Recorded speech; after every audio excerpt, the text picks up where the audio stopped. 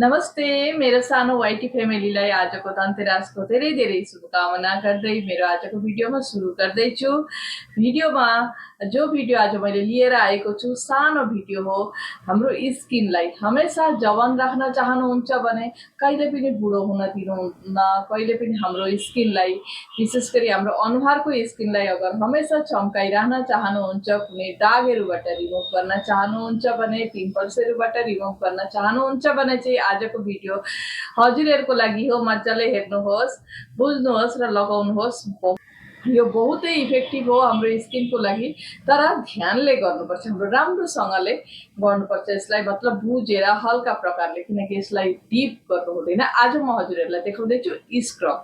यो जो मामुली चिजले नै हाम्रो स्किनलाई यति चमक बढाउन मद्दत गर्छ, हाम्रो हराएको चमकलाई वापस फर्काउँछ र हाम्रो यो उसले मैला जमेर, हाम्रो स्किनमा मैला जमेर चाहिँ जो चमक हराएको हुन्छ नि, एक बारमै हजुरहरुको चमक राम्रोसँगले फर्काउनेछ। र मैले आजको स्क्रब जो म स्क्रब हजुरहरुसँग देखाउँदैछु, यसो मैले पहिला के गरेँ र यो जो स्क्रब मैले बनाएँ, यो मैले कसरी बनाएँ म हजुरहरुसँग भन्दैछु। यो हो सुगर पाउडर, चिनीलाई मैले पिसेर यो पाउडर बनाएको छु। अब यसमा म एड गर्ने छु अलिकति हाम्रो यो एलोभेरा जेल अलिकति हाफ चम्मच जस्तो एड गरेँ। अब यसमा एड गर्ने छु अर्को एउटा चीज हो जो हाम्रो स्किनलाई हमेशा हाइड्रेट बनाइबस्छ, डिप मोइस्चर बनाइबस्छ, डिप क्लिन गरिबस्छ। यो हो कोकोनट ओइल। अब यसलाई राम्रोसँगले मिक्स गर्नुहोस्। अब यो के त रेडी भयो भनेपछि चाहिँ यो हाम्रो एउटा स्मुथ स्क्रब रेडी भयो, जसले हाम्रो स्किनको, हाम्रो छालाको मैलालाई निकालेर हाम्रो स्किनलाई चमकदार बनाउन मद्दत गर्छ। र अब यसलाई के गर्नुपर्छ, आफ्नो सफा अनुहारमा लगाउनुहोस्। हल्का प्रकारले आफ्नो हात पनि हल्का लिनुहोस्, त्यसपछि लगाउनुहोस्। यो एउटा के हुन्छ, स्मुथ स्क्रब भएको छ, बहुत राम्रोसँगले, तर रगड्नु हुँदैन ज्यादा, किनकि मैला निकाल्नुपर्छ भनेर चाहिँ रगड्नु भयो भने चाहिँ हजुरहरुको उल्टा खती हुनेछ। यसलाई राम्रोसँगले लगाउनुहोस्। के हुन्छ, हाम्रो स्किन नि तपाईको एज बढिरहेको हुन्छ, तर स्किन यति राम्रो बस्नेछ कि तपाईको स्किनले गर्दाखेरि चाहिँ तपाईको एज थाहा नै हुँदैन कि तपाईको यत्रो एज बढिसकेको छ र पनि स्किन अहिले पनि जवानै छ। यस्तो हुनेछ, यस्तो प्रकारले चमक आउनेछ यसले चाहिँ। र यसमा मैले जो तीनटा जिनिस एड गरेँ, सिर्फ चिनी मात्रै होइन, यसमा मैले अलिकति एलोभेरा जेल एड गरेको छु, जसले हाम्रो स्किन टाइट बनाउँछ, स्मुथ बनाउँछ, डिप मोइस्चर बनाउँछ, हाइड्रेट बनाउन मद्दत गर्छ। साथै यसमा छ नरिवलको तेल। नरिवलको तेल त ड्राई स्किनको लागि बहुतै राम्रो हो, साथै ऑयली स्किन या अल टाइप स्किनको लागि बहुत राम्रो काम गर्छ। ऑयली स्किनको लागि पिम्पल्सहरूलाई रिमुभ गर्न मद्दत गर्छ, पोर्सलाई श्रिङ्क गर्न मद्दत गर्छ। र यो ड्राई स्किनको लागि रिङ्कल्स, यो जो चाउरीलाई रिमुभ गर्न बहुत राम्रो मद्दत गर्छ। अब यो लगाइसकेपछि हामीले हल्का हल्का प्रकारले मसाज गर्नुपर्छ। यसलाई कसरी मसाज गर्नुहोस् भनेपछि आफ्नो घाँटीमा पनि लगाउनुहोस्। हाम्रो घाँटीको पछाडि जो कालो घामले गर्दाखेरि डढ्ने गरेको छ, त्यसमा धुलोहरू जम्छ, पसिना ज्यादा आउँछ, धुलो जम्छ र हाम्रो अझै नराम्रो, मतलब मोटो चामडा हुने गर्छ। त्यतिखेर चाहिँ यति मोटो चामडा हुन्छ नि, आफूलाई खस्रो लाग्छ। र त्यहाँ पनि मजाले लगाउनुहोस् हाम्रो यो पछाडिपट्टि है, र आफ्नो घाँटीमा पनि मजाले लगाउनुहोस्। र यति गरेर हल्का हल्का गर्दै मसाज गर्नुहोस्। जहाँ हजुरहरुको ब्ल्याक हेड्स छ त्यसमा मजाले नै धेरै बेरसम्म मसाज गर्नुहोस्। हल्का हल्का प्रकारले ब्ल्याक हेड्स निकाल्न बहुत राम्रो मद्दत गर्छ र हाम्रो यो पोर्सलाई श्रिङ्क गर्न मद्दत गर्छ यसले।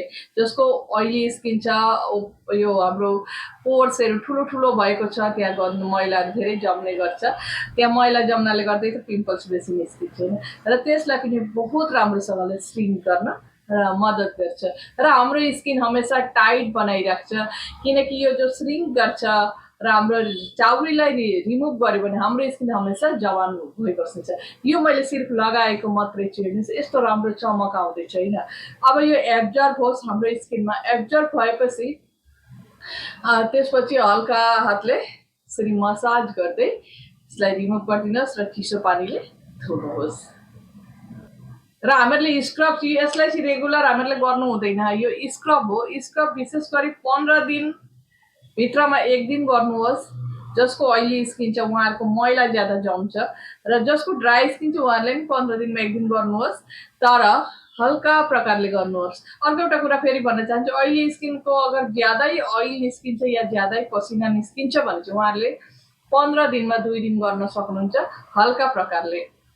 मैले स्क्रब धेरै टाइपको स्क्रब सेयर गरिसकेको छु। हजुरहरूले भिडियो हेर्नुभयो, मेरो च्यानललाई सब्सक्राइब गर्नुभयो भने हर भिडियो पाउनुहुनेछ र तपाईहरुले पनि यस्तो प्रकारले मसाज गरेर स्क्रब गरेर आफ्नो स्किनलाई चम्काउन सक्नुहुनेछ।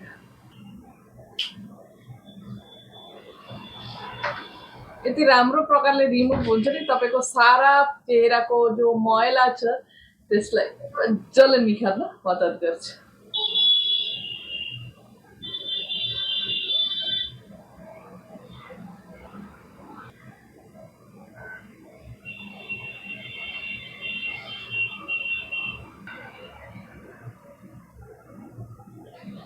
अब के गर्नुहोस्, यति गरेर रिमुभ गर्नुभयो, मजाले धुनुहोस्। त्यसपछि तपाईहरुले कोकोनट ऑयल एड गर्नुभएको छ, यही कोकोनट ऑयल हातमा लिनुहोस् र त्यसपछि हात वार्म गर्नुहोस्। वार्म गरेर आफ्नो चेहरामा ट्यापिङ मसाज गर्नुहोस्। यस्तो प्रकारले मसाज गरेर छोडिदिनुहोस् होल नाइटको लागि। तपाईहरुको स्किनमा यति चमक आउनेछ, स्किन जवान हुनेछ। र यही थियो आजको मेरो भिडियो। आजको स्क्रब कसरी गर्नुपर्छ, हामीहरूले स्क्रब पनि धेरै प्रकारले गर्न सक्छौँ र आजको मैले एउटा भिडियो हजुरहरूसँग सेयर गरेँ। अब हजुरहरूलाई मन पर्यो भने एप्लाई गरेर हेर्नुहोस्, कमेन्ट पनि अवश्य गर्नुहोस् र मन परेमा लाइक र सेयर गर्न नभुल्नुहोस्। च्यानललाई अवश्य सब्सक्राइब गर्नुहोस् र फेरि भेट्नेछु नयाँ भिडियोको साथ। नयाँ DIY लिएर आउनेछु, नयाँ नयाँ टाइपको टिप्सहरू लिएर आउनेछु, जो टिप्सले चाहिँ हजुरहरूलाई हमेसाको लागि जवान बनाइबस्नेछ, चमकदार स्किन दिनेछ। र फेरि भेट्ने आशाले बाइ बाइ।